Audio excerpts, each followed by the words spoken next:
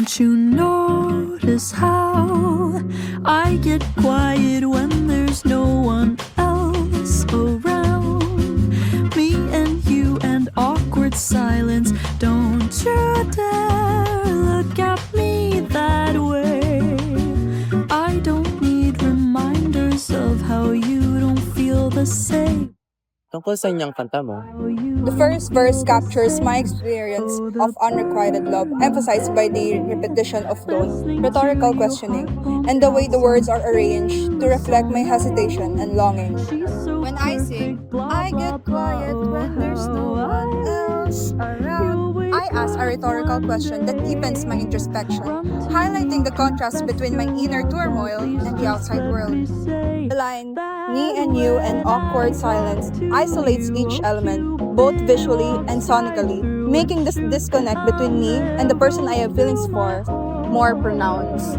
Oh, the burning pain, listening to you heart pump out some new soulmate.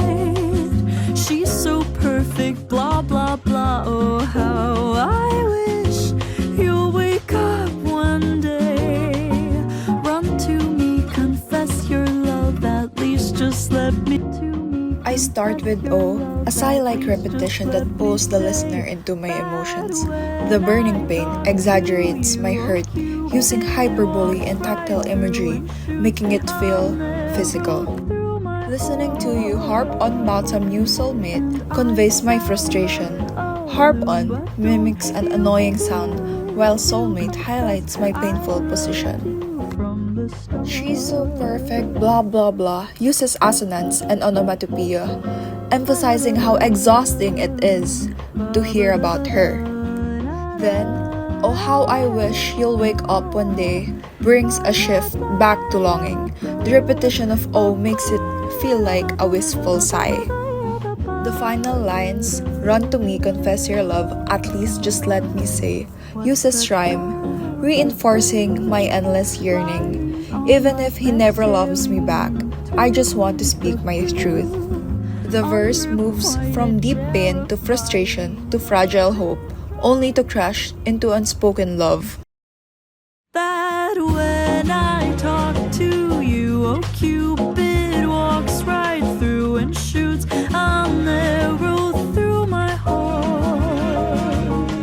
And I sound like a loon, but don't you feel it to confess I loved you from the start.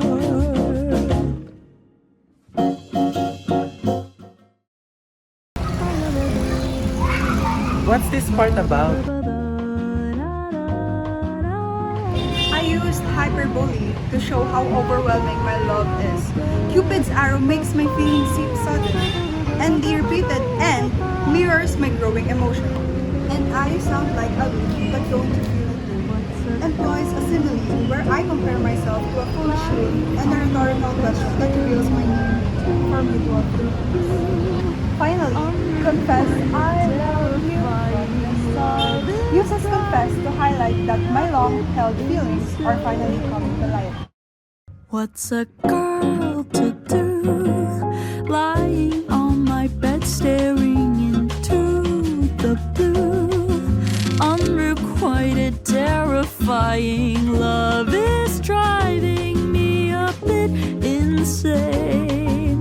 Have to get this off my chest, I'm telling you today. What's a girl to do is a rhetorical question, more an admission of helplessness, like I have no control over this love. Lying on my bed, staring into the blue, uses visual imagery, while blue holds symbolism, representing both the sky and my deep sadness. Unrequited, terrifying, love is driving me a bit insane, uses personification, making love a force that pushes me past my limits.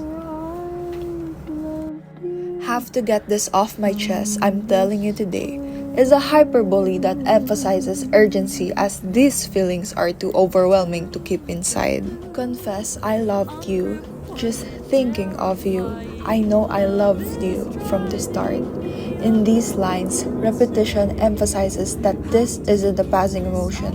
I loved you right from the beginning, even before I fully understood it. For me, the song is like an open page of my diary. It's a glimpse into my inner world, a world where it's filled with longing and vulnerability, where every interaction with you ignites feelings I can't simply turn off. Even when I see you distracted or lost in your own world, my heart races with the hope that maybe someday you might understand. But until then, these lyrics are all I have to confess what's inside.